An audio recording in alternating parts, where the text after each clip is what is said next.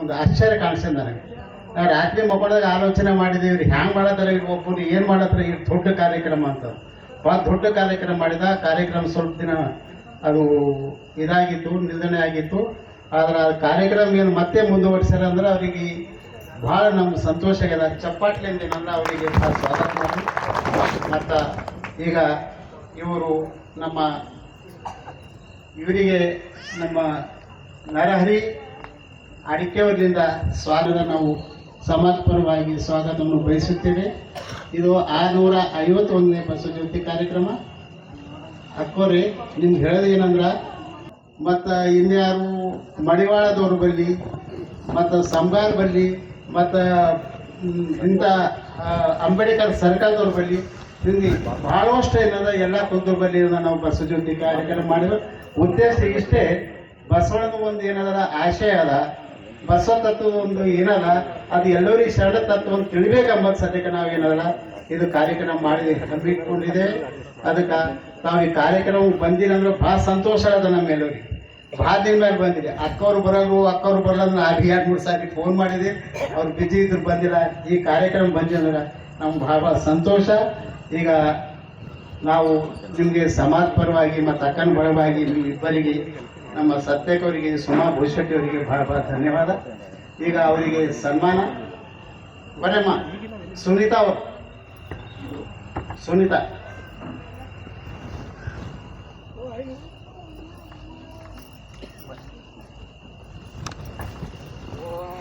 ಶ್ರೀ ಗುರು ಬಸವಲಿಂಗಾಯ ನಮಃ. ಓಂ ಶ್ರೀ ಗುರು ಬಸವಲಿಂಗಾಯ ನಮಃ. ಅಲ್ಲಿಂದ್ರಮ್ಮ ಹಾಂ, ಅವ್ರಿಗೆ ಭೀ ಮಾಡಬೇಡಿ, ಅವ್ರ ಮನೆಯವ್ರ ಆ ಕಡೆ ಮಾಡಿ.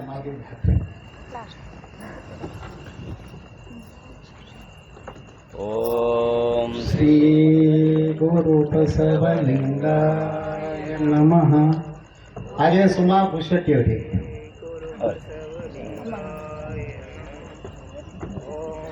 ಶ್ರೀ ಗುರು ಬಸವಲಿಂಗಾಯ ನಮಃ. ಈಗ ಮುಂದಿನ ಕಾರ್ಯಕ್ರಮ ವಚನ ವೈಭವ.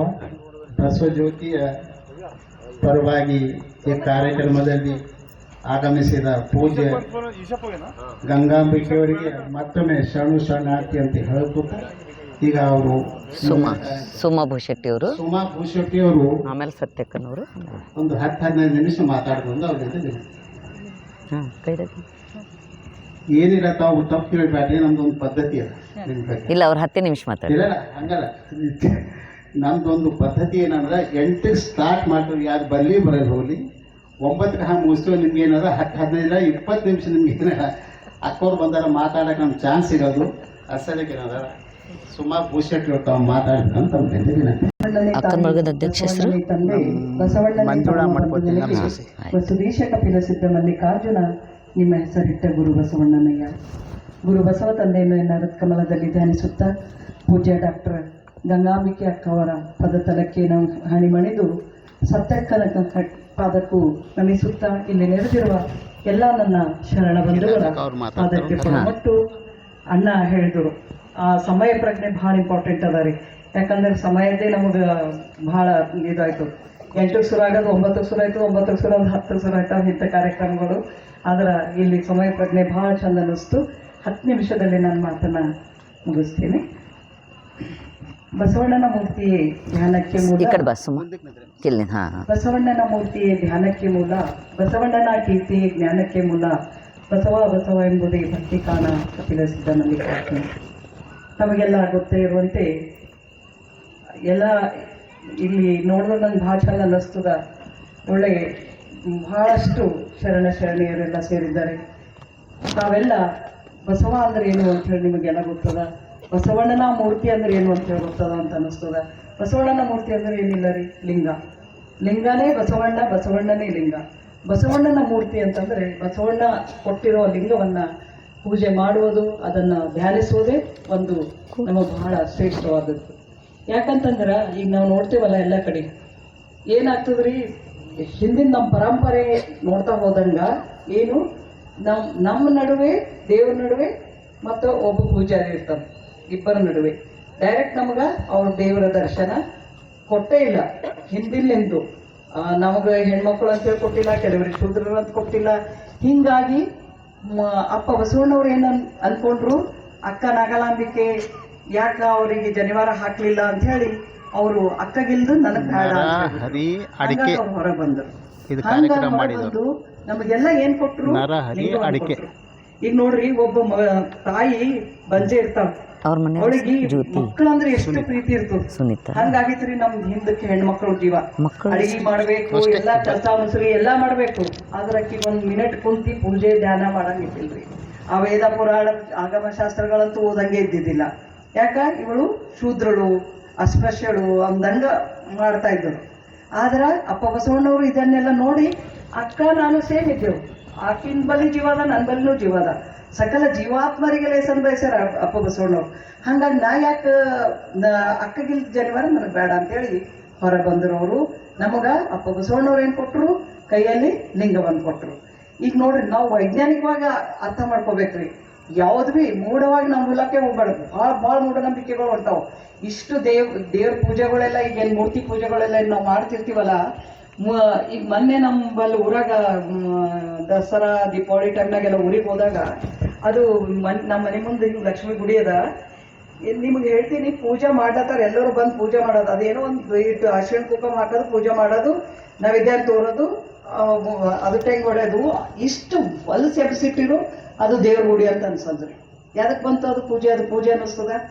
ಮಧ್ಯಾಹ್ನ ಆಗ್ಲತ್ತದ ಅನ್ನೋದು ಬರೋದು, ಅದು ಅದು ನೈವೇದ್ಯಗಳೆಲ್ಲ ತರ್ತಾರಲ್ಲ, ಹೋಳಿಗೆ ಎಲ್ಲ ಮಾಡಿದ್ದು ಇಷ್ಟು ಬಿದ್ದಿತ್ತು ನೋಡ್ರಿ, ನಾಯಿ ನರಿ ಎಲ್ಲ ಅಲ್ಲೇ. ಅದು ಪೂಜೆ ಅನ್ನಿಸ್ತದೆ. ವೈಜ್ಞಾನಿಕವಾಗಿ ನಂಬಬೇಕು ನಾವು. ಈಗ ನೋಡ್ರಿ, ನಾವು ಅದೇ ಪೂಜೆ ಅಲ್ಲಿ ಹೋಗಿ ಮಾಡೋದಕ್ಕಿನ್ನ ನಮ್ಮ ಮನೆಗೆ ಕುಂತಿ ನಮ್ಮ ಮೈ ಮೇಲೆ ಇರ್ತಾನ್ರಿ ಲಿಂಗ. ಯಾವಾಗ ನೋಡ್ರಿ ನಮ್ಮ ಮೈ ಮೇಲೆ ಇರ್ತಾನೆ ಲಿಂಗ. ನೀವು ನೋಡ್ರಿ ವಿಭೂತಿ. ಈಗ ನಾವು ಈ ಮಾತು, ಈಗ ನಾವು ಇದು ಶವ ಸಂಸ್ಕಾರ ಎಲ್ಲ ಮಾಡಿ ಲಿಂಗೈಕಾದವರಿಗೆಲ್ಲ ಮಾಡಿ ಬರ್ತೇವೆ ನೋಡ್ರಿ. ಮಾಡಿ ಮನೆಗೆ ಬಂದ್ಮೇಲೆ ನಮ್ಮಲ್ಲೆಲ್ಲ ಹೆಂಗ್ ಮಾಡ್ತಾರ, ಒಂದು ವಿಭೂತಿ ಇಡ್ತಾರಲ್ಲಿ. ಅದು ಶವ ಮಲಗಿಸಿನ ಜಾಗದಾಗ ವಿಭೂತಿ ಇಡ್ತಾರ. ಅಲ್ಲಿ ಹೋಗಿ ಮಣ್ಣೆಲ್ಲ ಹಾಕಿ ಬಂದು ಆಮೇಲೆ ಅದು ವಿಭೂತಿ ಹಚ್ಕೊಂಡು ಮನೆಗೆ ಹೋಗ್ಬೇಕು. ಅಂದ್ರೆ ನಾವು ಎಲ್ಲೇ ಹೋಗ್ಲಿ, ಎಂಥ ನಾವು ಭಯಾನಕ ಜಾಗ ಅದ ಅಂದ್ರೂ ಅಲ್ಲಿ ಹೋಗಿ ಬಂದಿರೋ ವಿಭೂತಿ ಹಚ್ಕೊಳ್ಳೋದ್ರಿಂದ ಏನಾಗ್ತದ, ನಮ್ಗೆ ಅದು ಕಳೆದೋಗ್ತದ್ರಿ. ಆ ದೋಷ ಏನಿರ್ತದಲ್ಲ ಅದು ಕಳೀತದ. ಅಂದ್ರೆ ಈಗ ನಾವು ಸಣ್ಣ ಮಕ್ಕಳಿಗೆ ಬಿ ಎಲ್ಲರಿಗೂ ವಿಭೂತಿ ಹಚ್ಚೋದ್ರಲಿಂದ ಅದು ಬಹಳ. ಈಗ ನೀವು ಕುಂಕುಮ ಹಚ್ಕೊಳ್ಳೋದ್ರಿಂದ ಅದ ಸೌಭಾಗ್ಯ ಅದ, ಒಪ್ಕೋತೇವೆ. ಎಲ್ಲರೂ ಅದೇ ಹಚ್ಕೊಂಡು ಇಲ್ಲಿ ತಕ್ಕ ಹಚ್ಕೊಂಬೋದ್ರಲಿಂದ ಏನು ಮತ್ತವಿಲ್ಲ. ಮತ್ತದ್ರ ಬರೀ ಕೆಮಿಕಲ್ ಇರ್ಲತ್ತೆ. ಭಸ್ಮ ಹಚ್ಕೊಂಬೋದ್ರಲಿಂದ ನೋಡ್ರಿ, ನಮ್ದು ಹಣಿ ತಂಪಿರ್ತದ, ಯಾವುದೇ ಹೊರಗಿಂದು ಯಾವ್ದು ಭೀ ನೆಗೆಟಿವ್ ನಮಗಾಗಲ್ದು. ಇಂಥ ಕೊಟ್ಟರು ಲಿಂಗ. ಏನು ಕೊಟ್ಟರು ಅಪ್ಪ ಬಸವಣ್ಣವರು ನಮಗ? ಬಸವಣ್ಣನ ಮೂರ್ತಿ ಏನಾಯ್ತು, ನಮಗ ಧ್ಯಾನಕ್ಕೆ ಮೂಲ ಆಯ್ತು. ನಾವು ಬಸವಣ್ಣನ ಲಿಂಗ ಹಿಡ್ಕೊಂಡು ಕುಂತೇವೆ ಅಂದ್ರೆ ಏನ್ ಮಾಡ್ಲಕ್ಕಾಯ್ತದೆ ಹೇಳಿ? ಬೇರೆ ಅತ್ತ ವಿಚಾರ ಹೋಗಲ್ದು, ಬೇರೆ ಏನೂ ನೋಡ್ಲಕ್ಕೆ ಹೋಗಲ್ದು. ಮತ್ತೆ ಏನು ನೆನೆಸ್ಲಕ್ಕೆ ಆಗ್ತದೆ? ಒಂದು 5 ಮಿನಿಟ್ ಆಗಲ್ದು ನಾವು ಬಸವಣ್ಣನ ಮೂರ್ತಿಯನ್ನ ನೋಡ್ಕೋತ ಕೊಡ್ಬೋದು. ಆ ಬಸವಣ್ಣನ ಕೀರ್ತಿಯೇ ಜ್ಞಾನಕ್ಕೆ ಮೂಲ. ಬಸವಣ್ಣನ ಕೀರ್ತಿ ಅಂದ್ರೆ ಏನು ರೀ? ಆ ಲಿಂಗನೇ ಅವ್ರು ಆದ್ಮೇಲೆ ಲಿಂಗದ ಬಗ್ಗೆ ಏನು ಹೇಳ್ತಾರಲ್ಲ, ಲಿಂಗದ ವಚನಗಳನ್ನ ಹೇಳ್ತಾರಲ್ಲ, ಸಿದ್ದರಾಮೇಶ್ವರ ಹೇಳ್ತಾರ, ಎಲ್ಲಾ ಶರಣರು ಹೇಳ್ತಾರ, ಅಲ್ಲಂಪ್ರಭುಗಳು ಹೇಳ್ತಾರ, ಅಕ್ಕನಾಗಮ್ಮ ಹೇಳ್ತಾರೆ, ಎಲ್ಲರೂ ಏನ್ ಹೇಳ್ತಾರ? ಬಸವಣ್ಣನ ಲಿಂಗದ ಬಗ್ಗೆನೇ ಹೇಳ್ತಾರೆ. ಅದನ್ನ ನಾವು ತಿಳ್ಕೊಂಡೇವು ಅಂತಂದ್ರೆ ಅದೇ ಒಂದು ದೊಡ್ಡ ಜ್ಞಾನ ನಮಗೆ. ನಾವು ಮೇನ್ ಅಂದ್ರೆ ನಾವು ಬಸವ ತತ್ವಕ್ಕೆ ಬರಬೇಕು ಅಂತಂದ್ರೆ ಏನ್ ಬಿಡಬೇಕು? ಮೊದಲು ಮೂಢನಂಬಿಕೆಗಳು ಬಿಡ್ಬೇಕು. ಈಗ ನಮ್ಮ ಹುಡುಗಿಯರಿಗೆಲ್ಲ ಭಾಳ ತ್ರಾಸಗಳಾಗ್ಲತ್ತವ್ರಿ. ಅವೆಲ್ಲ ಸ್ಕೂಲ್ ಕಾಲೇಜ್ ಎಲ್ಲ ಹೋಗೋರು ಇರ್ತಾರ, ಅವ್ರಿಗೆ ಅದು ಮುಟ್ಬೇಡ್ರಿ ಇದು ಮುಟ್ಬೇಡ್ರಿ ಅನ್ನೋದ್ರಲಿಂದ. ಆಮೇಲೆ ಯಾವ್ದು ಭೀ ಹೇಳ್ತಿರ್ತೇವಲ್ಲ, ಇದು ಬಹಳ ಎಲ್ಲ ತಕ್ಲೀಫ್ ಆಗ್ತಾವ ಹುಡುಗರಿಗೆ. ಆದಷ್ಟು ಅವ್ರಿಗೆ ವೈಜ್ಞಾನಿಕವಾಗಿ ತಿಳಿಸ್ತಾ ಹೋಗ್ಬೇಕು. ಧರ್ಮ ಅಂದ್ರೆ ಏನಿರ್ಬೇಕು? ವೈಜ್ಞಾನಿಕತೆಯಿಂದ ಕೂಡಿಂದಿರ್ಬೇಕು. ಅವಾಗ ಮಾತ್ರ ನಾವು ಆ ಧರ್ಮವನ್ನ ಸ್ವೀಕರಿಸ್ಬೇಕು. ಏನೇನೋ ಮೂಢನಂಬಿಕೆಗಳಿಗೆ ಬಲಿಯಾಗಿ ಅಲ್ಲಿ ಮುಣುಗ್ದ ಇಲ್ಲಿ ಮುಣುಗ್ದ ಅನ್ನೋದಕ್ಕಿಂತ ಬಿ ಅಲ್ಲಿ ಹೋಗಿ ನಮ್ಮದೇನದ, ನಾವು ಏನಿದ್ದೆವು ಅಂದ್ರೆ ನಾವೇನು ತಿಳ್ಕೊಂಡಿದ್ದೀವೋ ಆ ಜ್ಞಾನವನ್ನು ವ್ಯಕ್ತಪಡಿಸ್ಬೇಕು. ನಾವೇನಂತಂದ್ರೆ ಬಸವಣ್ಣನ ಜ್ಞಾನ ಏನದ, ಲಿಂಗದ ಜ್ಞಾನ ಏನದ, ಲಿಂಗ ಅಂದ್ರೆ ಏನು, ಇದು ತಿಳಿಸೋದೇ ಮುಖ್ಯ ಪಾಯಿಂಟ್ ಅದ ಅಂತ ಅನ್ನಿಸ್ತದ. ಅದಕ್ಕೆ ಒಂದು ಸಣ್ಣ ಕತೆ ಹೇಳಿ ನನ್ನ ಮಾತನ್ನು ಮುಗಿಸ್ತೀನಿ. ಹಿಂಗೆ ಒಂದು ಊರಿರ್ತದ, ಊರಾಗ ಒಬ್ಬ ಬಿಸ್ನೆಸ್ ಮಾಡೋರು ಇರ್ತಾನೆ, ವ್ಯಾಪಾರಿ ಇರ್ತಾನೆ. ಅವೇನು ಮಾಡ್ತಿರ್ತಾನೆ, ಬೇರೆ ಊರಿಗೆ ಬೇರೆ ದೇಶಕ್ಕೆಲ್ಲ ಹೋಗ್ತಾ ಇರ್ತಾನೆ. ಅರಬ್ ಕಂಟ್ರೀಸ್ ಅಲ್ಲಿ ಇಲ್ಲಿ ಎಲ್ಲ ಹೋಗ್ತಿರ್ತಾನೆ. ಹೋಗ್ತಿದ್ದಾಗ ಹಿಂಗೆ ಒಂದು ಬೇರೆ ದೇಶಕ್ಕೆ ಹೋದಾಗ ಅಲ್ಲಿ ಕಾರಿನಾಗಿಂದ ಹೋಗ್ತಾ ಇರ್ತಾನ, ಹೋಗಾಗ ಅಲ್ಲಿ ಏನ್ ಕಾಣಿಸ್ತಾವ, ಗಿಳಿಗಳು ಮಾತಾಡೋದು ಕಾಣಿಸ್ತಾವ. ಅರೆ ಇವು ಎಷ್ಟು ಚಂದವಲ್ಲ ಗಿಳಿಗಳು ಮಾತಾಡ್ಲತ್ತವ ಅನ್ಕೊಂಡು ಆ ಗಿಳಿ ಮಾತಾಡೋದ್ ನೋಡಿ ಅವನಿಗೆ ಏನ್ ಅನ್ನಿಸ್ತು, ಅವ ಅಲ್ಲಿ ಹೋದಾಗೆಲ್ಲ ವಿಶೇಷ ಅನ್ಸಿದ ವಸ್ತುಗಳು ತನ್ನ ಮನೆಗೆ ತರ್ತೀನಿ. ಅವೇನ್ ಮಾಡ್ತಾನೆ, ಆ ಗಿಳಿ ವಿಶೇಷ ಅಂತೇಳಿ ಹಿಂಗ ಮಾಡಿ ಅದಕ್ಕೆ ಹಿಡಿತಾನೆ. ಅವ್ನ ಕೆಲ್ಸದ ಅವನಿಗೆ ಹಚ್ಚಿ ಹಿಡಿದು ಒಂದು ಮರಿ ಗಿಳಿಯನ್ನು ತಗೊಂಡು ಮನೆಗೆ ತರ್ತಾನೆ. ಮನೆಗೆ ತಂದು ಅದಕ್ಕೆ ಬಂಗಾರ ಪಂಜರ್ ಮಾಡಿ ದೊಡ್ಡ ಪಂಜರ್ ಮಾಡ್ತಾನೆ. ಅದು ಚಂದ ಹಾರ್ಬೇಕು, ಅದ್ರಾಗೆಲ್ಲ ಎಲ್ಲಿ ಬಂತಲ್ಲಿ ಹಾರಬೇಕು, ಇದು ಮಾಡಬೇಕು, ಎಲ್ಲ ಓಡಾಡ್ಬೇಕು. ಹಂಗೆ ದೊಡ್ಡ ಪಂಜರ್ ಬಂಗಾರ ಮಾಡಿ ಅದ್ರಾಗ ಒಂದು ಸಲಾಕೆ ಹಾಕಿ ಅದು ಹಣ್ಣು ಹಂಪಲು ಎಲ್ಲ ಕೊಡ್ತಿರ್ತಾನೆ. ಅದು ಎಲ್ಲ ತಿಂತಿರ್ಬೇಕಾದ್ರೆ ಸಮಾಧಾನ ಇರೋದ್ರಿ, ಅದು ಸುಮ್ಮನೆ ಕೊಡ್ತಿರ್ತದೆ. ನಾನು ಹಿಂಗೆ ಇಷ್ಟೆಲ್ಲ ಕೊಡ್ಲತ್ತಿದ್ದಾನೆ, ಯಾಕೆ ಮತ್ತೆ ಸುಮ್ಮನೆ ಇರ್ತಿ ಯಾಕ ಅಂಥೇಳಿ ಅವ ಕೇಳ್ತಿರ್ತಾನೆ. ಯಾಕಿಲ್ಲ, ನನಗೆ ಕಾಡ್ನಾಗಿಂದು ತಂದು ನಮ್ಮ ಅಪ್ಪ ಅಮ್ಮ ಹೆಂಗಾರನೋ ಹೆಂಗಿಲ್ಲೋ ಅವ್ರದ್ದೆಲ್ಲ ನೆನಪು ಬರ್ತಂದ್ರೆ ನಾ ಮುಂದಿನ ವರ್ಷ ಹೋಗೋವಿದ್ದ ನಾ ಹೋಗಿ ಕೇಳ್ಕೋತಾ, ನೀನು ಏನು ದುಃಖ ಪಡಬೇಡ ಅಂತ ಹೇಳ್ತಾನೆ. ಆಯಿತು ನೀವು ಹೋದಾಗಾರ ಕೇಳು ಅಂತಂದ್ರೆ ಹ್ಞೂ ಅಂತೇಳಿ ಇವಾಗ ಹೋಯ್ತಾನೆ. ಮತ್ತೆ ವ್ಯಾಪಾರಕ್ಕೆ ಹೋಗ್ತಾನೆ. ಅಲ್ಲಿ ಮತ್ತೆ ಅವೇ ಪಕ್ಷಿಗಳು ಇರ್ತಾವೆ, ಅವೆಲ್ಲ ಮಾತಾಡ್ಕೋತ ಕುಂತಿರ್ತಾವ. ಹಿಂಗೆ ನೋಡಿ ಇವೇನಂತಾನ, ನಿಮ್ದೊಂದು ಪಕ್ಷಿಗೆ ನಾವು ಒಯ್ದಿದ ನಮ್ಮ ಮನ್ಯಾಗ ಅದು ನಿಮ್ಮನ್ನು ಭಾಳ ನೆನೆಸ್ಲತ್ತದ, ನಮ್ಮ ಅಪ್ಪ ಅಮ್ಮ ಎಲ್ಲರನು ಅಕ್ಕ ತಂಗಿದರಿಗೆಲ್ಲ ಭಾಳ ನೆನೆಸ್ಲತ್ತದ, ಅದಕ್ಕೆ ಏನು ಸಂದೇಶ ಕೊಡ್ತೀರಿ ನೀವು ಅಂತ ಕೇಳ್ತಾರೆ. ಕೇಳಕ್ಕೆ ನಿಮ್ದೊಂದು ಪಕ್ಷಿ ಕೆಳಗೆ ನೆಲಕ್ಕೆ ಬೀಳ್ತದ್ರಿ. ನೆಲಕ್ಕೆ ಬೀಳೋಣ ಅದು ಬೇವಶ ಆಗ್ತದೆ, ಸತ್ತಂಗೆ ಬಿದ್ದು ಬಿಡ್ತು. ಅವಾಗ ಎಲ್ಲರೂ ಅವು ಪಕ್ಷಿಗಳೆಲ್ಲ ಅಂದ್ರೆ ಅದು ಸುತ್ತ ತಿರುಗ್ತಾ ಇರ್ತಾವ, ಅವು ಚೂ ಮಾಡಕ್ಕೆ ಶುರು ಮಾಡ್ತಾವ. ಅವಾಗ ಇವಂತನ ಅನ್ಯಾಯವಾಗಿ ಇದು ಕೊಲ್ದಲ್ಲ, ನಾನು ಅದು ಕಲ್ಲು ಸೆರೆ ಮಾಡೋದಂದ್ರೆ ಇದಕ್ಕಿಲ್ಲ, ಅನ್ಯಾಯವಾಗಿ ಕೊಲ್ದಲ್ಲ, ಹಿಂಗಾಯ್ತಲ್ಲ ಅಂಥೇಳಿ ಅವ ಏನು ಮಾಡ್ತಾನೆ, ದುಃಖ ಪಟ್ಕೊಂಡು ವಾಪಸ್ ಬರ್ತಾನೆ. ವಾಪಸ್ ಬಂದು ಮನೆಗೆ ಬಂದು ಅದಕ್ಕೆಲ್ಲ ಪಕ್ಷಿಗೆ ಆಹಾರ ಎಲ್ಲ ಕೊಡ್ತಾನೆ. ಕೊಟ್ಟಿದ್ಮೇಲೆ ನನಗೆ ಆಹಾರ ಕೊಡೋದಕ್ಕೆ ಮೊದಲು ನನಗೆ ನೀವು ಹೋಗಿದ್ದಲ್ಲ ಅಲ್ಲಿ ನಮ್ಮ ಅಪ್ಪ ಅಮ್ಮ ಏನು ಹೇಳಿದ್ರು ಅದು ಸಂದೇಶ ಕೊಡು ನನಗೆ ಅಂತ ಕೇಳ್ತದ ಪಕ್ಷಿ. ಅವಾಗ ಇವೇನಂತನ, ನನಗರ ಏನು ಭೀ ಹೇಳಿಲ್ಲ, ನಾ ಹಿಂಗೆ ಹೇಳ್ದ, ಇಲ್ಲಿ ನಾನು ಇಲ್ಲಿಂದ ಒಂದು ಪಕ್ಷಿಗೆ ಒಯ್ದಿದ್ದ ಬಹಳ ಸುಂದರ ಅದ ಅಂಥೇಳಿ, ಆದ್ರೆ ಅದು ನಿಮ್ಮ ಧ್ಯಾನದಾಗೆ ಅದ, ನೀವು ಅಪ್ಪ ಅಮ್ಮ ಏನು ಹೇಳ್ತೀರಿ ಅದು ಆ ಪಕ್ಷಿಗೆ, ಅಲ್ಲಿ ನಮ್ಮ ಮನೆಗೆ ಇದ್ದಿದ್ದ ಪಕ್ಷಿಗೆ ಅಂತ ಹೇಳಿದ್ರೆ ಒಮ್ಮಿನೊಮ್ಮೆ ಅದು ಬಿತ್ತು, ಬೇವಶ ಆಯಿತು. ಆಮೇಲೆ ಅದು ಸತ್ತತ್ತು ಅಂತೇಳಿ ನಾವು ವಾಪಸ್ ಬಂದ ಅಂತ ಹೇಳ್ತೀವಿ. ಆಂಬಾಣ ಇದು ಏನು ಮಾಡ್ತದ, ಇದು ಭೀ ಒಮ್ಮಿಲೆ ಅದು ನುಡಿ ಕೇಳ್ತದ. ಅದು ಆ ಮೇಲೆ ಏನು ಸಲಾಕೆ ಮೇಲೆ ಕುಂತಿತ್ತಲ್ಲ, ಆ ಬಂಗಾರ ಸಲಾಕೆ ಮೇಲೆ ನೆಲಕ್ಕೆ ಬೀಳ್ತು. ನೆಲಕ್ಕೆ ಬೀಳೋದು ಅದು ಭೀ ನಿಸ್ತೇಜ್ ಆಯ್ತದೆ, ಬೇವಶ ಆಗ್ತದೆ. ಅಯ್ಯೋ ಅಲ್ಲಿ ಅದು ಸತ್ತುತ್ತು, ಇಲ್ಲಿ ಇದು ಸತ್ತುತ್ತಲ್ಲ ಅಂತೇಳಿ ಅವನಿಗೆ ಮತ್ತಿಷ್ಟು ದುಃಖ ಆಗ್ತದೆ. ದುಃಖ ಆಗಿ ಒಳಗೆ ಹೋಗಿ ಅದು ತೆಗೆದು ನೋಡ್ತಾನೆ. ತೆಗೆದು ನೋಡ್ರಷ್ಟೇ ಅದು ಪೂರ ಸತ್ತದೆ ಅಂತ ತಿಳ್ಕೊಂಡು ಒಳಗೆ ಹೋಗಿ ಒಂದು ರೇಷ್ಮೆ ಬಟ್ಟೆ ತಂದು ಸುತ್ತಿ ಅದಕ್ಕೆ ಶವ ಸಂಸ್ಕಾರ ಮಾಡಾರೆ ಅಂತೇಳಿ ಒಳಗೆ ಹೋಗ್ತಾನೆ. ಒಳಗೆ ಹೋಗಿ ರೇಷ್ಮೆ ಬಟ್ಟೆ ತೊಗೊಂಡು ಬರ್ರಕ್ಕೆ ಹೋಗ್ತಾನೆ. ಹೋಗಿ ಬಂದು ಅದು ನೋಡ್ತಾನೆ. ನೋಡೋಕ್ಕೆ ಏನಾಯ್ತದೆ, ಅದು ಪಕ್ಷಿ ಹಾರೋಗಿರ್ತದೆ. ಹಾರೋಗಿಂದ ನೋಡಿ ಇವಂತನ ನನ್ನ ಎದುರೇ ಸತ್ತಿದ್ದಿತ್ತು, ಇದು ಹಿಂಗೆ ಹಾರೋಗಿದಲ್ಲ ಅಂತೇಳಿ ಆ ಕಡೆ ಈ ಕಡೆ ನೋಡ್ತಾನೆ. ಆ ಕಡೆ ಈ ಕಡೆ ನೋಡೋಕ್ಕೆ ಅಲ್ಲೊಂದು ಅದೇ ಪಕ್ಷಿ ಅಲ್ಲಿ ಮ್ಯಾಲೆ ಗಿಡದ ಮೇಲೆ ಕುಂತಿದ್ದಿರ್ತದೆ. ಅದು ಪಕ್ಷಿ ಏನಂತ ನಗ್ಲಾಕ್ ಶುರು ಮಾಡ್ತದೆ. ಯಾಕೆ ನಗ್ಲತ್ತಿದಿ ನೀನು, ಮತ್ತು ನನ್ನ ಎದುರಿಂದ ಸತ್ತಿನಂಗೆ ಬಿದ್ದಿದ್ದಲ್ಲ ಅಂತ ಕೇಳಿದ್ರೆ, ನಮ್ಮಮ್ಮ ನನಗೊಂದು ಸಂದೇಶ ಕಳಿಸೋ, ಏನು ಅಂತಂದ್ರೆ ನಿಸ್ತೇಜವಾಗಿ ಬಿಡು ಮಗ ನೀನು ಹೊರಗಾಗು ಅಂತ ಹೇಳಿ ಒಂದು ಸಂದೇಶ ಕಳಿಸಿಡು. ಅದು ನಾ ಕೇಳ್ಕೊಂಡಿದ್ದ. ಹಂಗೆ ಅಪ್ಪ ಬಸವಣ್ಣವ್ರು ಏನು ಮಾಡ್ಯಾರ, ನಮಗೆ ಲಿಂಗವನ್ನು ಕೊಟ್ಟಾರ, ಅದರಲ್ಲಿ ಧ್ಯಾನ ಮಾಡಂದಾರ. ನಮ್ಮ ತಾಯಿದೇನದಲ್ಲ, ನಮ್ಮ ತಂದೆ ತಾಯಿ ಏನಪ್ಪ ಬಸವಣ್ಣವರಲ್ಲ, ಅವರ ಸಂದೇಶವನ್ನು ನಾವು ಕಲಿತು ಕೇಳಿ ಅದನ್ನು ನಾವು ಅನ್ವಯಿಸ್ಬೇಕು. ಯಾವುದೋ ಮೂಢನಂಬಿಕೆಗೆ ಬಲಿಯಾಗಿ ಆ ಕಡೆ ಈ ಕಡೆ ಹೋಗ್ಲಾರ್ದೆ ನಾವು ನಿಷ್ಠಾವಂತರಾಗ್ಬೇಕ್ರಿ.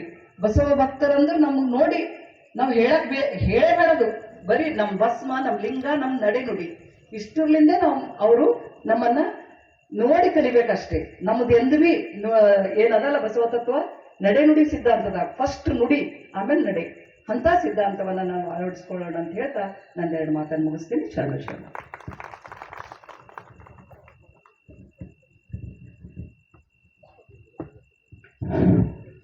ಅಕ್ಕ ಸುಮಾ ಬಸ್ಶೆಟ್ಟಿ ಅವರಿಗೆ ಭಾಳ ಭಾಳ ಧನ್ಯವಾದ.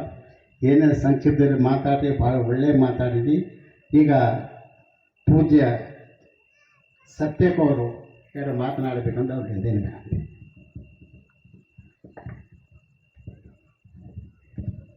ಓಂ ಶ್ರೀ ಗುರು ಬಸವಲಿಂಗಾಯ ನಮಃ. ಎಮ್ಮಪ್ಪ ಬಸವಣ್ಣ ಎಮ್ಮವ್ವೆ ನೀಲವ್ವೆ ಎಮ್ಮಯ್ಯ ಪ್ರಭುರಾಯ ಚಂದ ಬಸವ ಇನ್ನುಳಿದ ಶರಣರ ಚರಣಕ್ಕೆ ಶರಣೆಂದು ಧನ್ಯನಾದೆನು ಗುರುವೆ ಯೋಗಿನಾಥ. ಮಹಾಗುರು ಬಸವ ತಂದೆಯನ್ನ ಎಲ್ಲರೂ ಮಂದಿರದಲ್ಲಿ ಧ್ಯಾನಿಸಿ ಆ ಬಸವ ಗುರುವಿನ ಬೆಳಗಿನಲ್ಲಿ ಬೆಳಗಿದ ಸಕಲ ಶರಣರನ್ನ ಎನ್ನ ಹೃದಯ ತುಂಬಿ ನೆನೆದು ಪೂಜ್ಯ ಶ್ರೀ ಗಂಗಾಂಬಿಕೆ ಅಮ್ಮನವರ ಶ್ರೀಪಾದಗಳಲ್ಲಿ ಅಣೆಮಣಿದು ಅದೇ ರೀತಿ ಈ ಒಂದು ಇಲ್ಲಿಯವರೆಗೂ ಅನುಭವ ನಡೆಸಿಕೊಟ್ಟಂತಹ ಸುಮತಾಯಿಯವರಲ್ಲಿ ಶರಣಾರ್ಥಿಗಳು. ಈ ಒಂದು 650ನೆಯ ಬಸವ ಜ್ಯೋತಿ ಕಾರ್ಯಕ್ರಮದಲ್ಲಿ ಭಾಗವಹಿಸಿದಂತಹ ನನ್ನೆಲ್ಲ ಶರಣ ತಂದೆ ತಾಯಿಗಳಲ್ಲಿ ಭಕ್ತಿಯ ಅನಂತ ಶರಣಾರ್ಥಿಗಳು. ಅಕ್ಕ ಮಾದೇವಿ ತಾಯಿಯವರು ಹುಡುತಡಿ, ನಿಮ್ಗೆಲ್ಲರಿಗೂ ಚರಿತ್ರೆ ಗೊತ್ತಿದೆ. ತಾಯಿ ಲಿಂಗಮ್ಮ, ತಂದೆ ಓಂಕಾರ್ ಶೆಟ್ಟಿ ಅಪರೂಪದ ಮಗಳಾಗಿ ಜನಿಸಿರ್ತಾರೆ. ಒಂದು ಅಪೂರ್ವ ಸೌಂದರ್ಯವತಿ. ಆ ಒಂದು ಕೌಶಿಕ ಮಹಾರಾಜ ಆ ಒಂದು ಸೌಂದರ್ಯಕ್ಕೆ ಮಾರು ಹೋಗಿ ತನ್ನ ಪಟ್ಟದ ರಾಣಿಯನ್ನಾಗಿ, ಪಟ್ಟದ ಮಹರ್ಷಿಯಾಗಿ ಪಟ್ಟಾಭಿಷೇಕ ಮಾಡ್ತೀನಿ, ಈ ಒಂದು ರಾಜ್ಯದ ದೇವತೆಯನ್ನಾಗಿ ಮಾಡ್ತೀನಿ ಅಂತಂದ್ರೆ ಅದನ್ನೆಲ್ಲ ನಿರಾಕರಿಸಿ ಆ ಒಂದು ಉಡುತಡಿಯಿಂದ ಒಂಟಿಯಾಗಿ ಅನುಭವ ಮಂಟಪಕ್ಕೆ ಬಂದಾಗ ಅಲ್ಲಮ್ಮ ಪ್ರಭುದೇವರು ಅಕ್ಕಮಹಾದೇವಿ ತಾಯಿಯವ್ರಿಗೆ ಒಂದು ಪ್ರಶ್ನೆ ಕೇಳ್ತಾರೆ. ಉದಮದದ ಯೌವನನೊಳಗೊಂಡ ಸತಿ ನೀನು ಹಿತ್ತಲೇಕೆ ಬಂದೆ ಯವ್ವ, ಸತಿ ಎಂದಡೆ ಮುನಿವರು ಹೆಮ್ಮ ಶರಣರು, ನಿನ್ನ ಪತಿ ಯಾರೆಂಬುದ ಕುರುಹು ಹೇಳಿದಡೆ ಬಂದು ಕುಳ್ಳಿರು, ಅಲ್ಲದಿರ್ದಡೆ ತೊಲಗಾಚೆ ತಾಯಿ ಅಂತ ಕೇಳಿದಾಗ ಅಕ್ಕ ಮಹಾದೇವಿ ತಾಯಿಯವ್ರಿಗೆ ಇಂಥ ಒಂದು ಯೌವನದಲ್ಲಿ ನೀನೊಂದು ಲೌಕಿಕ ಜೀವನದಲ್ಲಿ ಮದುವೆ ಆಗಿ ಆರಾಮಾಗಿರ್ಬೇಕಾಗಿತ್ತಲ್ಲ, ಈ ಒಂದು ಅನುಭವ ಮಂಟಪಕ್ಕೆ ಇಷ್ಟು ದೂರ ಯಾಕೆ ಬಂದಾಗ ಅಕ್ಕ ಮಹಾದೇವಿ ತಾಯಿಯವ್ರು ಹೇಳ್ತಾರೆ, ಕಂಗಳಿಗೆ ಶೃಂಗಾರ ಗುರು ಹಿರಿಯರ ನೋಡುವುದು, ಕರ್ಣಕ್ಕೆ ಶೃಂಗಾರ ಪುರಾತನರ ಸುಸಂಗೀತಂಗಳ ಕೇಳುವುದು, ಸಂಭಾಷಣೆಗೆ ಶೃಂಗಾರ ಸದ್ಭಕ್ತರ ನುಡಿಗಳನ್ನ, ಕರಕ್ಕೆ ಶೃಂಗಾರ ಸತ್ಪಥಕ್ಕೆ ಇಕ್ಕುವುದು, ಚನ್ನಮಲ್ಲಿಕಾರ್ಜುನ ಇವಿಲ್ಲದ ಜೀವಿಯ ಬಾಳುವೆ ಏತಕ್ಕೆ ಬಾತೆಯ ಅಂತ ಹೇಳ್ತಾರೆ. ಅಂದ್ರೆ ಈ ಒಂದು ಅಕ್ಕ ಮಹಾದೇವಿ ತಾಯಿಯವರು ಈ ಒಂದು ಪರಮ ಪವಿತ್ರ ಜೀವನವನ್ನ ಹೆಂಗೆ ಪರಿಪೂರ್ಣ ಮಾಡ್ಕೋಬೇಕು ಅಂತ ಹೇಳ್ತಾರೆ. ಅದಕ್ಕೆ ಹೇಳಿರು, ಎಲ್ಲವನ್ನರಿದು ಫಲವೇನಯ್ಯ, ತನ್ನ ತಾನರಿಯದನ್ನಕ್ಕ, ತನ್ನಲ್ಲಿ ಹರಿವು ಸ್ವಯವಾಗಿರಲು ಅನ್ಯರ ಕೇಳರುಂಟೆ, ಚನ್ನಮಲ್ಲಿಕಾರ್ಜುನಯ್ಯ ನೀ ಹರಿವಾಗಿ ಮುಂದುವರಿದ ಕಾರಣ ನಿಮ್ಮಿಂದ ನಿಮ್ಮ ನರಿದೇನಯ್ಯ ಪ್ರಭುವೆ. ಅಂದ್ರೆ ನಮ್ ಬಸವಾದಿ ಶರಣರು, ಜಗತ್ತಿನ ದಾರ್ಶನಿಕರು, ಮಹಾತ್ಮರು ನಮ್ಗೆಲ್ಲ ಏನ್ ಸಂದೇಶ ಕೊಟ್ರು ಅಂತಂದ್ರೆ, ಈ ಒಂದು ಜೀವನವನ್ನ ಅಂತರಂಗವನ್ನ ಹೆಂಗೆ ಪರಿಪೂರ್ಣ ಮಾಡ್ಕೋಬೇಕು, ಹೆಂಗೆ ವಿಕಾಸ ಮಾಡ್ಕೋಬೇಕು. ಬಸವಾದಿ ಶರಣರು ಸಿದ್ಧಾಂತಕ್ಕಿಂತ ಮೊದಲು ಹೇಳ್ತಿದ್ರು, ಮನುಷ್ಯ ಮಾನವ ಆಗ್ಬೇಕು, ಮಹಾಮಾನವ ಆಗ್ಬೇಕು, ದೇವ ಮಾನವ ಆಗ್ಬೇಕು ಅಂತ ಹೇಳ್ತಾ ಇದ್ರು. ಆದ್ರೆ ಅಪ್ಪ ಬಸವೇಶ್ವರರು ಕೊಟ್ಟಂತ ಸಿದ್ಧಾಂತ ಸರ್ವಾಂಗ ಲಿಂಗ ಆಗ್ಬೇಕು. ಏನಿ ಒಂದು ಅಂಗ, ಇದಕ್ಕೊಂದು ಶರೀರ ದೇಹ ಅಂತ ನಾವು ಕರಿತೀವಲ್ಲ, ಇದು ಮಹಾಲಿಂಗ ಲಿಂಗದಿಂದ ಹೊರಹೊಮ್ಮಿ ಬಂದು ಅಂಗ ಆಗಿದೆ. ಇದು ಈ ಒಂದು ಅಂಗ, ಈ ಒಂದು ಪ್ರಕೃತಿ ಗುಣವನ್ನ, ಇದರಲ್ಲಿ ದೈವಿ ಗುಣಗಳು ಇದಾವೆ, ಮತ್ತೆ ಪ್ರಕೃತಿ ಗುಣಗಳು ಅಂದ್ರೆ ಹವಗುಣಗಳು, ಅಸುರಿ ಗುಣಗಳು ಏನಂತ ಹೇಳ್ತೀವಲ್ಲ, ಅವು ಎರಡು ಗುಣಗಳು ಕೂಡಿ ಈ ಒಂದು ಅಂಗ ಆಗಿದೆ. ಈ ಒಂದು ಆ ಒಂದು ಪ್ರಕೃತಿ ಗುಣಗಳನ್ನ, ಅಂಗದ ಅವಗುಣಗಳನ್ನ, ದೋಷಗಳನ್ನೆಲ್ಲ ಕಳ್ಕೊಂಡು ಈ ಒಂದು ಅಂಗ ಮತ್ತೆ ಮಹಾಲಿಂಗದಿಂದ ಹೊರಹೊಮ್ಮಿ ಬಂದಿತ್ತಲ್ಲ, ಅದು ಸರ್ವಾಂಗ ಆಗ್ಬೇಕು, ಇದು ಲಿಂಗ ಆಗ್ಬೇಕು ಅಂತ ಶರಣರು ಅಪ್ಪ ಬಸವೇಶ್ವರರು ನಮಗೆ ಪಂಚಚಾರ ಶತಸ್ಥಲ, ಅಷ್ಟವರ್ಣ, ಪಂಚಚಾರ ಶತಸ್ಥಲ ಈ ಒಂದು 3 ತತ್ವವನ್ನ ನಮಗೆ ಕೊಟ್ಟರು. ಮತ್ತೆ ಕಾಯಕ, ದಾಸೋಹ, ಶಿವಯೋಗ ತತ್ವವನ್ನ ಕೊಟ್ಟರು. ಶರಣರು ಕೊಟ್ಟಂತ ಆ ಒಂದು ಸಾಧನೆ ಮಾಡ್ತಾ ನಿತ್ಯ ಲಿಂಗಾರ್ಚನೆ, ಲಿಂಗ ನಿರೀಕ್ಷಣೆ, ಲಿಂಗ ಧ್ಯಾನ ಮಾಡ್ತಾ ಈ ಒಂದು ಅಂಗದ ಪ್ರಕೃತಿ ಗುಣಗಳು, ಅವಗುಣಗಳೆಲ್ಲ ಹಳದೇನಾಗ್ತವೆ ಅಂದ್ರೆ, ಈ ಒಂದು ಹೃದಯ, ಈ ಒಂದು ಅಂತರಂಗ ಪರಿಪೂರ್ಣ ವಿಕಾಸ ಆಗಿ ಅಂಗದ ಗುಣಗಳೆಲ್ಲ ಕಳ್ಕೊಂಡು ಅಲ್ಲಿ ಲಿಂಗ ಗುಣಗಳು ಅಳವಡ್ತವೆ. ಅವಾಗ ಇದೆಲ್ಲ ಕಾಯ ಅಕಾಯ ಆಗ್ತತೆ, ಸರ್ವಾಂಗ ಲಿಂಗಮಯ ಆಗ್ತತೆ. ಅಲ್ಲಿ ಒಂದು ಪರಮಶಾಂತಿಯನ್ನ ಅನುಭವಿಸ್ತೀವಿ ಅಂತ ಶರಣರು ಆ ಒಂದು ಅಪ್ಪ ಬಸವೇಶ್ವರ ಅಂತ ಒಂದು ತತ್ವವನ್ನ ನಮಗೆ ಕೊಟ್ರು. ಅದಕ್ಕೆ ಅಕ್ಕ ಮಹಾದೇವಿ ಪ್ರಭುದೇವ್ ಕೇಳುವಂತಹ ಒಂದು ಪ್ರಶ್ನೆಗೆ ಈ ರೀತಿ ಉತ್ತರ ಹೇಳಿದ್ರು. ಅಂದ್ರೆ ಇವಿಲ್ಲದ ಜೀವಿಯ ಜೀವನ ಏತಕ್ಕೆ ಬಾತೆಯ, ತನ್ನ ಬದುಕು ಪರಿಪೂರ್ಣ ಆಗ್ಬೇಕು ಅಂದ್ರೆ ನಾವು ಸತ್ಯ ಶರಣರ ಸಂಘದಲ್ಲಿರ್ಬೇಕು. ನಾವೇನು ದಾಸೋಹ ಮಾಡ್ತೀವಿ ಅಂದ್ರೆ ಅದು ಸತ್ಪಥಕ್ಕೆ ಸಲ್ಬೇಕು. ಮತ್ತು ನಾವೇನು ಒಂದು ಸಂಭಾಷಣೆಗೆ ಶೃಂಗಾರ ಸದ್ಭಕ್ತರ ನುಡಿಗಳನ್ನ ನಾವು ಸಂಭಾಷಣೆ ಮಾಡ್ತೀವಿ ಅಂದ್ರೆ ಸದ್ಭಕ್ತರ ಸಂಘದಲ್ಲಿ ಅನುಭವವನ್ನ ಮಾಡಬೇಕು. ಇಲ್ಲದ್ರೆ ಈ ಜೀವನ, ಈ ಒಂದು ಪರಮ ಪವಿತ್ರ ಜೀವನ ವ್ಯರ್ಥ ಆಗ್ತತೆ ಪ್ರಭುವೆ ಅಂತ ಅಕ್ಕ ಮಾದೇವಿ ತಾಯಿಯವರು ಆ ಒಂದು ಶರಣರ ಸಂಘದಲ್ಲಿ ಬಂದು ತನ್ನ ಬದುಕನ್ನ ಪರಿಪೂರ್ಣ ಮಾಡ್ಕೊಂತಾರೆ. ಅದಕ್ಕೆ ಅಲ್ಲಮ್ಮ ಪ್ರಭುದೇವರು ಹೇಳಿದ್ರು, ಏನ ಕಂಡಡೇನಯ್ಯ ತನ್ನ ತಾ ಕಾಣದಾತ ಕುರುಡ, ಏನ ಕೇಳಿದಡೇನಯ್ಯ ತನ್ನ ತಾ ಕೇಳದಾತ ಕಿವುಡ, ಏನ ನೋಡಿದಡೇನಯ್ಯ ಏನ ಮಾತನಾಡಿದಡೇನಯ್ಯ ತನ್ನ ತಾ ಮಾತನಾಡದಾತ ಮೂಕ, ದಿಟದಿಂದ ತನ್ನ ತಾ ಕೇಳಬೇಕು, ದಿಟದಿಂದ ತನ್ನ ತಾ ಮಾತಾಡಬೇಕು, ದಿಟದಿಂದ ತನ್ನ ತಾ ನೋಡಬೇಕು, ಇದೇ ಸ್ವಭೂಮಿ ಸ್ವಸ್ವರೂಪ ಸ್ವನೆಲೆ ಗುಹೇಶ್ವರ ಅಂತ ಹೇಳ್ತಾರೆ.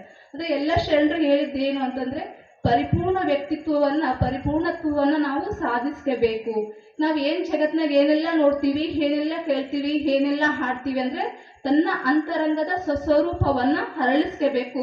ತನ್ನ ಅರಿವಿನ ಕಣ್ಣನ್ನು ಜಾಗೃತ ಮಾಡ್ಕೊಂಡು ಫಸ್ಟು ತನ್ನ ವ್ಯಕ್ತಿತ್ವ ಪರಿಪೂರ್ಣ ಮಾಡ್ಕೊಂಡು ಆ ಒಂದು ಪರಮ ಶಾಂತಿಯನ್ನು, ಆ ಒಂದು ಪರಮ ಸತ್ಯವನ್ನು ನಾವು ಕಾಣಬೇಕು. ಆ ಸತ್ಯ ಕಂಡಂತಹ ಸತ್ಯವನ್ನು ನಾವು ಸಮಾಜದಾಗ ಎಲ್ಲರಿಗೂ ಹಂಚಬೇಕು ಅಂತ ಶರಣರು ಹೇಳಿದ್ರು. ಅಂತಹ ಒಂದು ಪರಮ ಸತ್ಯವನ್ನು ನಾವು ನೀವೆಲ್ಲ ಕಾಣೋಣ ಅಂತ ಹೇಳ್ತಾ ನನ್ನೆರಡು ಮಾತಿಗೆ ಮಂಗಳಾಡುತ್ತೇನೆ. ಶರಣು ಶರಣ. ಪೂಜ್ಯ ಸತ್ಯಕವರಿಗೆ ಭಾಳ ಭಾಳ ಧನ್ಯವಾದ. ಈಗ ನಾವು ಕಾಯ್ತಿರುವ ಪೂಜ್ಯ ಅಕ್ಕ ಗಂಗಾಂಬಿಕೆಯವರ ಅನುಭವವಾಣಿಯನ್ನು ಕೇಳೋಣ. ಈಗ ಅವರಿಂದ ವಿನಂತಿ ಏನೆಂದರೆ ತಾವು ಅನುಭವವಾಣಿಯನ್ನು ಶರಣರ ಅನುಭವವಾಣಿಯನ್ನು ತಾವು ಹೇಳಬೇಕಂತ ತಮ್ಮಿಂದ ವಿನಂತಿ. ಸ್ಟ್ಯಾಂಡ್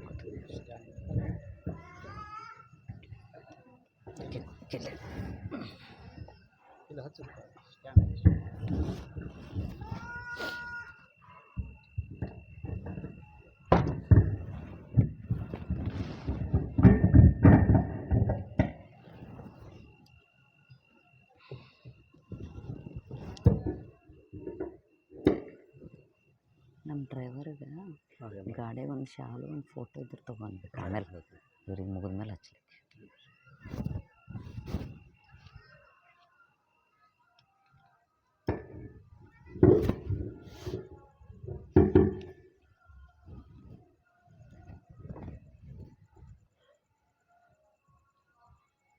ಎಲ್ಲರೂ ಮಂತ್ರ ಹೇಳಬೇಕು. ಬಸವ ಓಂ ನಮಃ ಶಿವಾಯ. ಬಸವ ಓಂ ನಮಃ ಶಿವಾಯ. ಬಸವ ಓಂ ನಮಃ ಶಿವಾಯ. ಓಂ ಶ್ರೀ ಗುರು ಬಸವಲಿಂಗಾಯ ನಮಃ.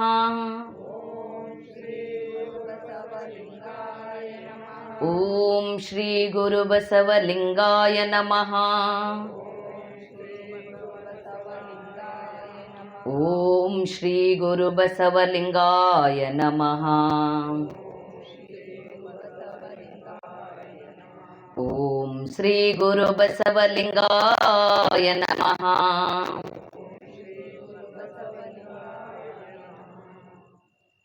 ಕಲ್ಯಾಣ ಕೈಲಾಸವೆಂಬ ನುಡಿ ಹಸನಾಯಿತು. ಎಲ್ಲರೂ ಹಾಕಿ ಚಪ್ಪ. ಲಕ್ಷ ಕೊಟ್ಟು ಕೇಳ್ರಿ, ಲಕ್ಷ ಕೊಟ್ಟು ಕೇಳಿ ಹಾಡಬೇಕು. ಕಲ್ಯಾಣ ಕೈಲಾಸವೆಂಬ ನುಡಿ ಹಸನಾಯಿತು.